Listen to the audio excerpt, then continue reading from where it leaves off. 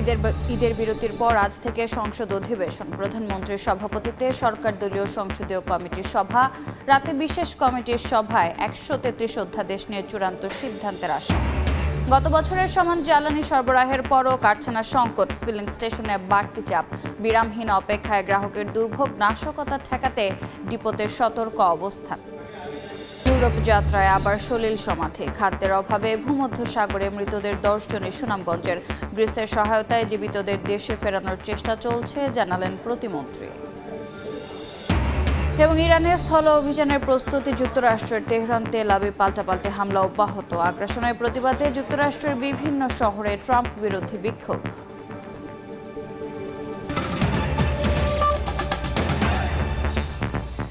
সময় সংবাদের সঙ্গে আছে আমি রোজা চৌধুরী। ঈদের বিরতির পর আজ থেকে আবার বসেছে সংসদ অধিবেশন। বিকেল ৩টায় শুরু হয় কার্যক্রম। এর আগে অধিবেশন সামনে রেখে বৈঠকে বসেন সরকারি ও বিরোধী দলীয় সংসদ সদস্যরা। দুপুর ১:৩০টায় শুরু হয় সরকারি দলের সংসদীয় সভা।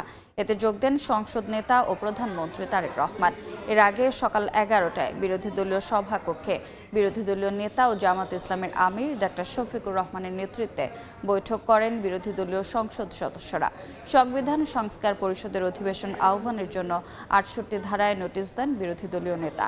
এদিকে আজ অধিবেশন শেষে অনুষ্ঠিত হবে বিশেষ কমিটির বৈঠক। বিশেষ কমিটির সভাপতি জয়নুল আবেদিন জানিয়েছেন, ২৪টি অধ্যাদেশে এখনও ঐকমত্য হয়নি। সেগুলো নিয়ে আজ বিশেষ কমিটিতে আলোচনা হবে। আজকের বৈঠকে সিদ্ধান্ত চূড়ান্ত হওয়ার আশাবাদ স্বরাষ্ট্রমন্ত্রীর।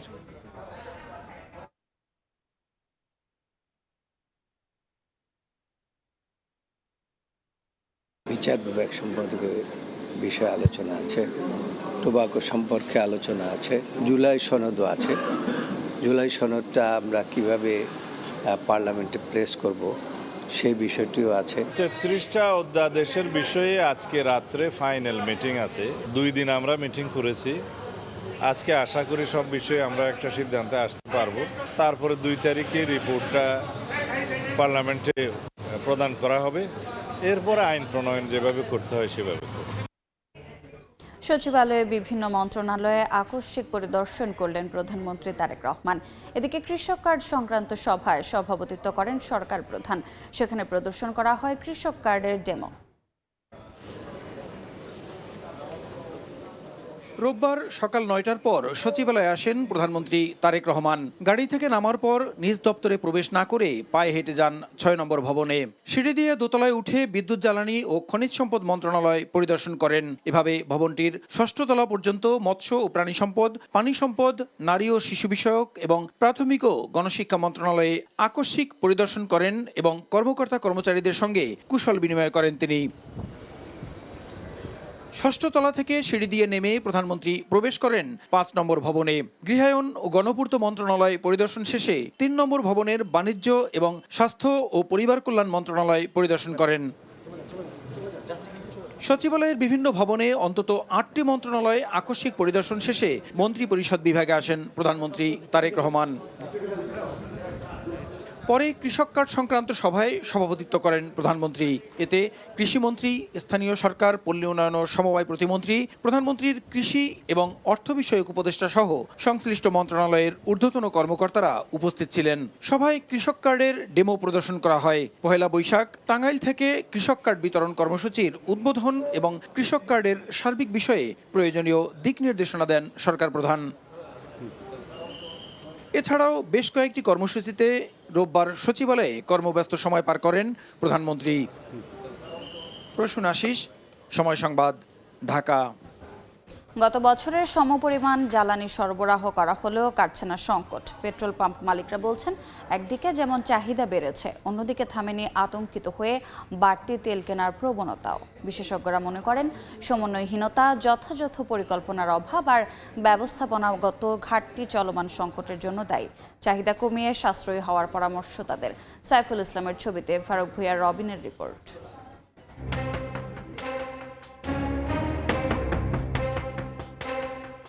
রাজধানীর পরিবাগের এই ফিলিং স্টেশনের কর্মকর্তাদের তথ্য মতে স্বাভাবিক সময়ে এখানে দিনে জ্বালানি তেল বিক্রি হতো ২০,০০০ লিটারের মতো। বর্তমানে যা ২৫,০০০ লিটার ছাড়িয়েছে। তারপরও তেল পেতে দীর্ঘ সারিতে অপেক্ষা গ্রাহকদের। কিন্তু কেন?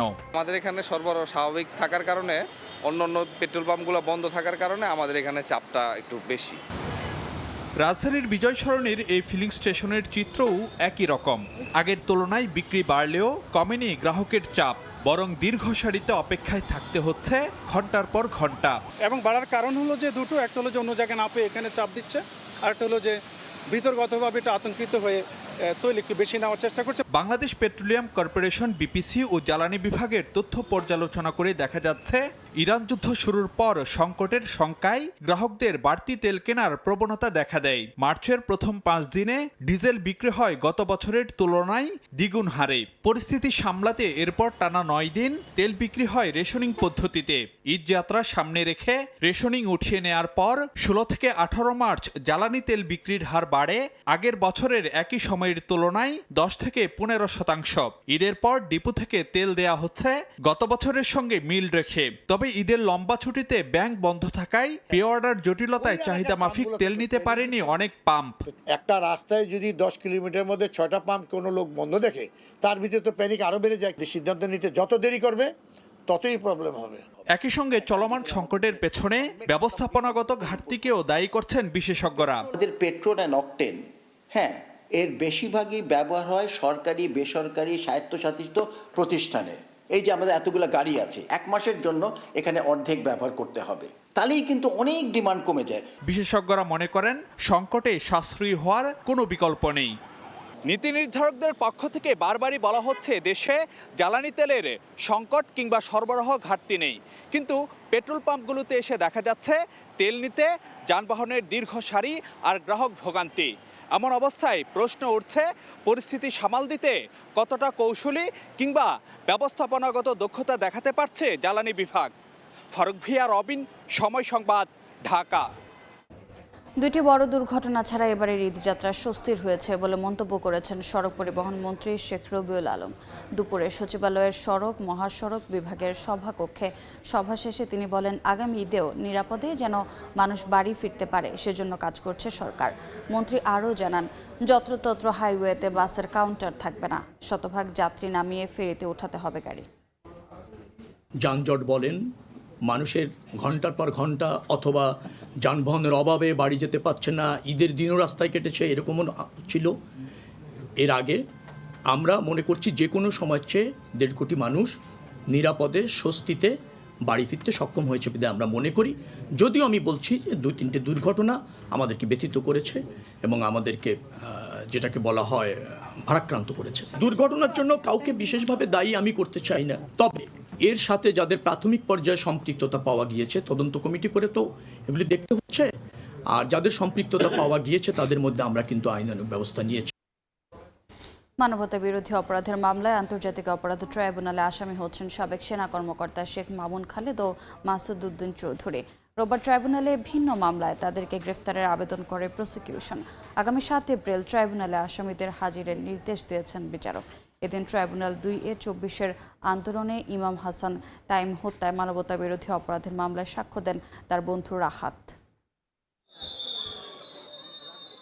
1-11 সময়ে সেফ হাউস নামে টর্চার সেল প্রতিষ্ঠার অন্যতম খলনায়ক সাবেক সেনা কর্মকর্তা শেখ মামুন খালেদ ও মাসুদ উদ্দিন চৌধুরী। আন্তর্জাতিক অপরাধ ট্রাইব্যুনালের ভিন্ন মামলায় তাদেরকে গ্রেফতারের আবেদনে এসব অভিযোগ আনেন প্রসিকিউশন। রোববার ডিজিএফআই এর সাবেক মহাপরিচালক শেখ মামুন খালেদকে গ্রেফতারের আবেদন দাখিল করে চিফ প্রসিকিউটর। এছাড়া আওয়ামী লীগ সরকারের সময়ে গুমের অভিযোগ তোলা হয় তার বিরুদ্ধে। আয়নাগর সহ নানা অপকর্মের সাথে খুন গুণ ইত্যাদির সাথে যারা জড়িত ইতিমধ্যে তারা গ্রেফতার হয়েছে এবং তারা অন্য মামলায় পুলিশ হেফাজতে বা রিমান্ডে আছে। একই সঙ্গে সাবেক এমপি মাসুদ উদ্দিন চৌধুরীর বিরুদ্ধে জুলাই হত্যাযজ্ঞের অভিযোগের মামলায় গ্রেফতার দেখানোর আবেদন করা হয়। প্রেস ব্রিফিংয়ে চিফ প্রসিকিউটর আমিনুল ইসলাম জানান, 1-11 আওয়ামী লীগ সরকারের সময়ে তার বিরুদ্ধে আরও বেশ কিছু মানবতা বিরোধী অপরাধের তথ্য রয়েছে তাদের কাছে। এগুলি অত্র ট্রাইব্যুনালের এখতিয়ারভুক্ত অপরাধ এবং তাদের বিরুদ্ধে তদন্ত সাপেক্ষে আন্তর্জাতিক অপরাধ ট্রাইব্যুনালে তাদের বিচার হওয়া প্রয়োজন। আজকে চিফ প্রসিকিউটরের কার্যালয় থেকে আমরা ট্রাইব্যুনাল 2-এ 2 জনকে শোন অ্যারেস্ট করার জন্য আমরা আবেদন করেছি। প্রসিকিউশনের আবেদনের প্রেক্ষিতে শেখ মামুন খালেদ ও মাসুদ উদ্দিন চৌধুরীকে 7 এপ্রিল হাজির করার নির্দেশ দেন ট্রাইব্যুনাল। রৌনক নিয়ন্তা, সময় সংবাদ, ঢাকা। সময় সংবাদে আরও থাকছে। হামের প্রাদুর্ভাব মোকাবিলায় ডিএনসিসি হাসপাতালে আলাদা করোনার টিকা কিনতে 600 কোটি টাকা বরাদ্দ। স্বাস্থ্য খাতের সংকট মোকাবিলায় সচেষ্ট সরকার, জানালেন মন্ত্রী। স্থানীয় সরকার নির্বাচনে এককভাবে নির্বাচন করার ইঙ্গিত জাতীয় নাগরিক পার্টির। আগেভাগেই নিচ্ছেন প্রস্তুতি, তৈরি হচ্ছে প্রার্থীদের তালিকাও। জাতীয় নির্বাচনের ভুলগুলো থেকে শিক্ষা নিয়ে এবার নিজেদের শক্তি পরীক্ষা করার কথা জানালেন দলের মুখ্য সংগঠক ও স্থানীয় সরকার নির্বাচনী পরিচালনা কমিটির প্রধান সার্জিস আলম। এদিকে নির্বাচনের নিরপেক্ষতা নিয়ে প্রশ্ন তুললেন দলের মুখপাত্র আসিফ মাহমুদ সজীব ভূঁইয়া। শাবাব ওয়াসির রিপোর্ট।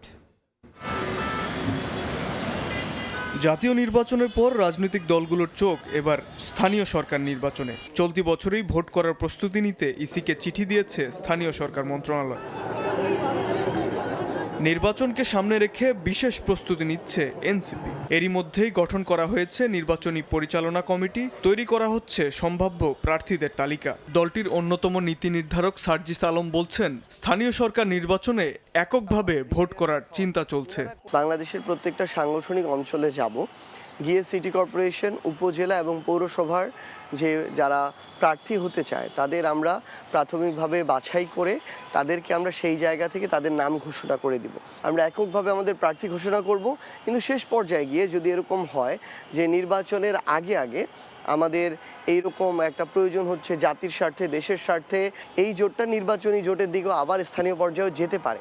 এনসিপির মুখপাত্র আসিফ মাহমুদ সজীব ভূঁইয়া বলছেন, সিটি কর্পোরেশন নির্বাচনে মেয়র পদে সমমনা দলের সঙ্গে সমঝোতা হতে পারে, তবে ইউনিয়ন পরিষদ নির্বাচনে কারো সঙ্গে জোট হবে না। একদম প্রান্তিক পর্যায়গুলোতে সম্ভবত কোনো সমঝোতা হওয়ার সুযোগ নেই, কারণ সেটা আমাদের জেলা পর্যায়ে, উপজেলা পর্যায়ে নেতৃবৃন্দরা ঠিক করে থাকেন যে কারা নির্বাচন করবেন। তবে গুরুত্বপূর্ণ জায়গাগুলোতে এক ধরনের বোঝাপড়া হতে পারে।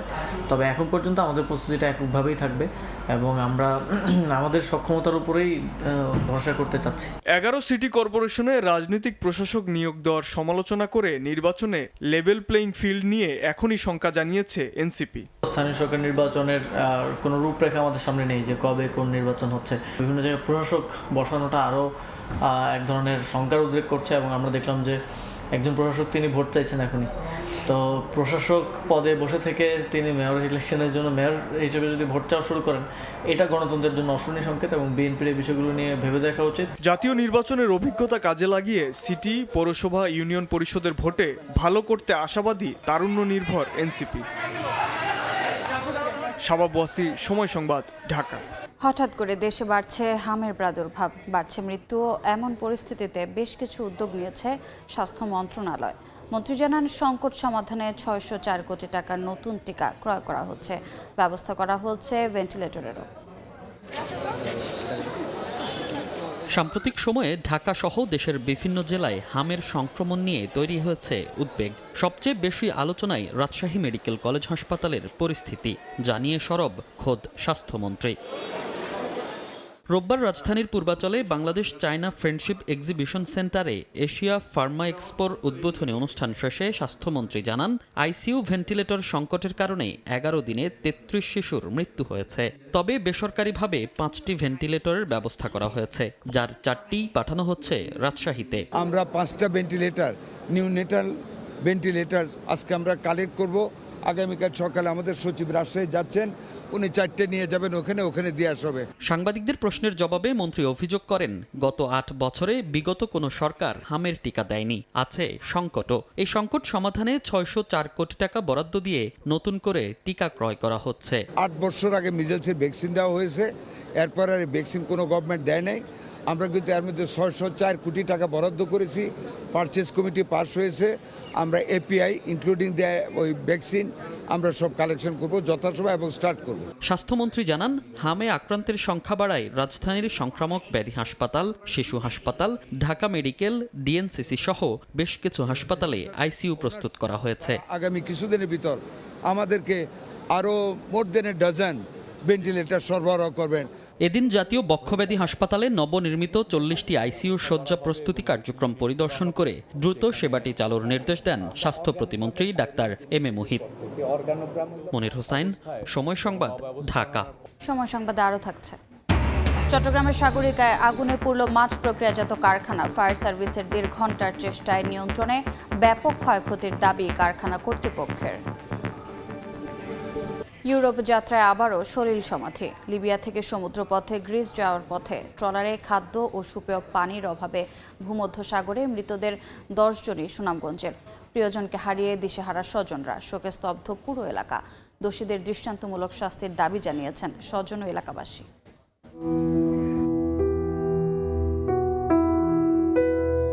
সুনামগঞ্জের 3 উপজেলায় শোকের মাতম। পরিবারের দুঃখ গোছাতে এবং উন্নত জীবনের আশায় লিবিয়া হয়ে সমুদ্রপথে রওনা দেন সুনামগঞ্জের 10 বাংলাদেশি। তবে সেই স্বপ্ন অধরাই রয়ে গেল। দীর্ঘদিন সমুদ্রে ভেসে থাকা ট্রলারে খাদ্য ও সুপেয় পানির সংকটে একে একে প্রাণ হারান তারা।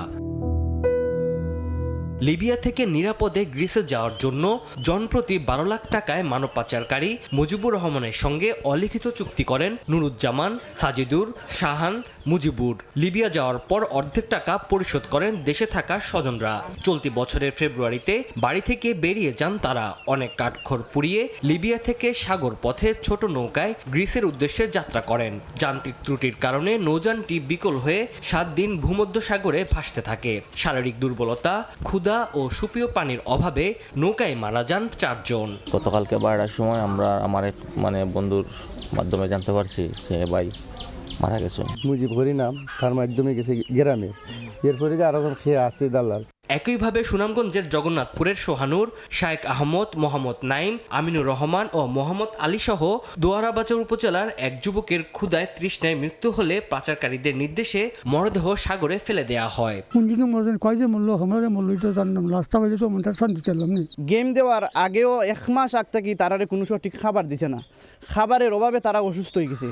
প্রশাসন বলছে সিলেট বিভাগের সুনামগঞ্জে সক্রিয় মানব পাচারকারী চক্র। অপরাধীদের শাস্তির আওতায় আনতে অভিযান চলছে। তানজিল হাসনাত, সময় সংবাদ। লিবিয়া থেকে ইউরোপ যাওয়ার পথে ভূমধ্যসাগরে বাংলাদেশিদের প্রাণহানি দুর্ভাগ্যজনক এবং এর জন্য দায়ীদের দ্রুত সাজা হওয়া উচিত বলে মন্তব্য করেছেন পররাষ্ট্র প্রতিমন্ত্রী শামা ওবায়দ ইসলাম।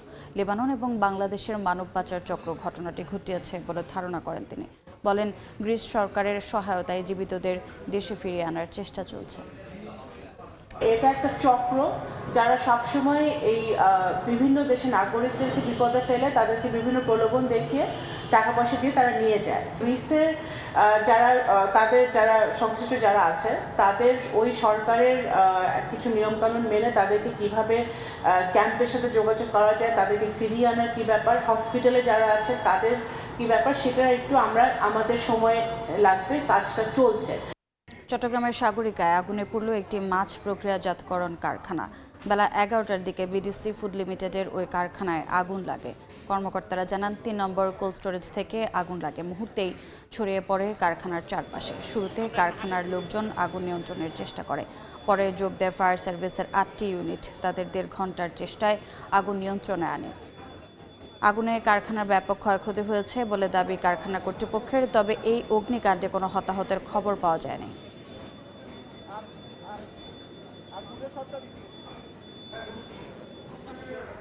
দেশে 50 কোটি টাকার উপরের বড় ঋণে খেলাপির হার প্রায় 41%, আর 1 কোটি টাকার বেশি অঙ্কের ঋণে এই হার ছাড়িয়েছে 31%। সর্বশেষ বাংলাদেশ ব্যাংকের হালনাগাদ প্রতিবেদনে মিলেছে এমন তথ্য। বাংলাদেশ ব্যাংক বলছে, বড় ঋণ বড় ঝুঁকি তৈরি করেছে। ঋণ আদায় করে ব্যাংকগুলোকে নিজেদের ভাগ্য ফেরাতে হবে। ডিসেম্বর প্রান্তিক শেষে মোট খেলাপি ঋণের পরিমাণ ছিল 5,54,486 কোটি টাকা, যা মোট ঋণের 30.60%।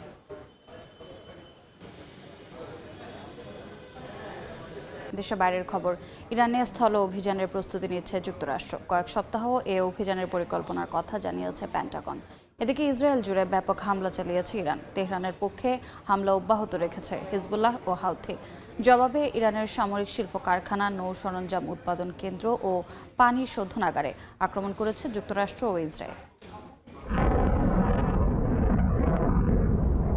দ্বিতীয় মাসে গড়িয়েছে ইরানের বিরুদ্ধে ইসরায়েল যুক্তরাষ্ট্রের সংঘাত। ইসরায়েলের রাজধানী তেল আবিব সহ বিভিন্ন এলাকায় ভয়াবহ মিসাইল হামলা চালিয়েছে ইরানের বিপ্লবী গার্ড কর্পস। হাইফা শহরের রাডার সেন্টারকে লক্ষ্য করে হামলা চালানোর দাবি করেছে তেহরান। যুক্তরাষ্ট্র ইসরায়েলের বিরুদ্ধে ইরানের পাশে দাঁড়িয়েছে হিজবুল্লাহ ও হাউথি। ইসরায়েলের দক্ষিণাঞ্চলে দ্বিতীয় দফায় হামলার দাবি করেছে ইয়েমেনের হাউথি বিদ্রোহীরা। একই দিনে ইরানের সামরিক বাহিনী ও লেবাননের সশস্ত্র গোষ্ঠী হিজবুল্লাহ একযোগে ইসরায়েলের দিমোনা পারমাণবিক কেন্দ্রের আশপাশে থাকা ইসরায়েলি বাহিনীকে লক্ষ্য করে ব্যাপক হামলা চালায়। জবাবে ইরান ও লেবাননের বিভিন্ন স্থানে হামলা চালিয়েছে ইসরায়েলি সামরিক বাহিনী। ইরানের খুজেস্তানের গুরুত্বপূর্ণ পানি শোধনাগার ও একটি বিশ্ববিদ্যালয়ে আঘাত হানার দাবি করেছে তেল আবিব। জবাবে ইসরায়েল ও যুক্তরাষ্ট্রের বিভিন্ন বিশ্ববিদ্যালয়ে হামলার হুমকি দিয়েছে ইরান। এর মধ্যেই যুক্তরাষ্ট্রের প্রতিরক্ষা সদর দপ্তর পেন্টাগনের নতুন পদক্ষেপের অংশ হিসেবে হাজার হাজার মার্কিন নৌ ও মেরিন সেনা মধ্যপ্রাচ্যে পৌঁছেছেন। পেন্টাগনের পক্ষ থেকে ইরানে কয়েক সপ্তাহের জন্য স্থল অভিযান পরিচালনার জোর প্রস্তুতি নেওয়া হচ্ছে বলে জানিয়েছে ওয়াশিংটন পোস্ট। এদিকে চলমান সংঘাত বন্ধে মধ্যপ্রাচ্যের দেশগুলোর সঙ্গে বৈঠক আয়োজনের ঘোষণা দিয়েছে পাকিস্তান। এর মধ্যেই বৈঠকে যোগ দিতে ইসলামাবাদে পৌঁছেছেন সৌদি আরব, তুরস্ক ও মিশরের পররাষ্ট্রমন্ত্রী। মালিহা সুহরওয়ার্দী, সময় সংবাদ। এবার ক্রিকেটের খবর। লম্বা ছুটি কাটিয়ে দেশে ফিরেছেন বিসিবির সভাপতি আমিনুল ইসলাম বুলবুল। গতকাল মধ্যরাতে দেশে ফেরেন তিনি। রমজান মাসের আগে অস্ট্রেলিয়ায় যান বোর্ড সভাপতি। সেখান থেকে বিভিন্ন সিদ্ধান্ত নিয়েছেন। এর মাঝে বিসিবি নির্বাচনের স্বচ্ছতা নিয়ে তদন্ত কমিটি গঠন করে জাতীয় ক্রীড়া পরিষদ। এই তদন্ত কমিটিকে বোর্ডের কাজের স্বাধীনতার হস্তক্ষেপ বলে উল্লেখ করা হয় সংবাদ বিজ্ঞপ্তিতে। জাতীয় নির্বাচনের পর গুঞ্জন উঠেছিল আর দেশে ফিরবেন না আমিনুল ইসলাম বুলবুল। তবে সব গুঞ্জনে পানি ঢেলে দেশে ফিরেছেন বোর্ড প্রধান। এ পর্যায়ে শীর্ষ সংবাদগুলো জানিয়ে দিচ্ছে আরেকবার। ঈদের বিরতির পর আবার শুরু সংসদ অধিবেশন। প্রধানমন্ত্রীর সভাপতিত্বে সরকার দলীয় সংসদীয় কমিটির সভা। রাতে বিশেষ কমিটির সভা 133 অধ্যাদেশ নিয়ে চূড়ান্ত সিদ্ধান্তের আশা। গত বছরের সমান জ্বালানি সরবরাহের পরও কারখানার সংকট। ফিলিং স্টেশনে বাড়তি চাপ, বিরামহীন অপেক্ষায় গ্রাহকের দুর্ভোগ। নাশকতা ঠেকাতে ডিপোতে সতর্ক অবস্থান। এ ছিল বিকেল 3টার সময় সংবাদ। এরপর আন্তর্জাতিক সময় নিয়ে সঙ্গে থাকবেন আমিরুল ইসলাম আলী। ধন্যবাদ রোজা। আন্তর্জাতিক সময় নিয়ে আসছি কিছুক্ষণ পর, সঙ্গে থাকুন সময়ের।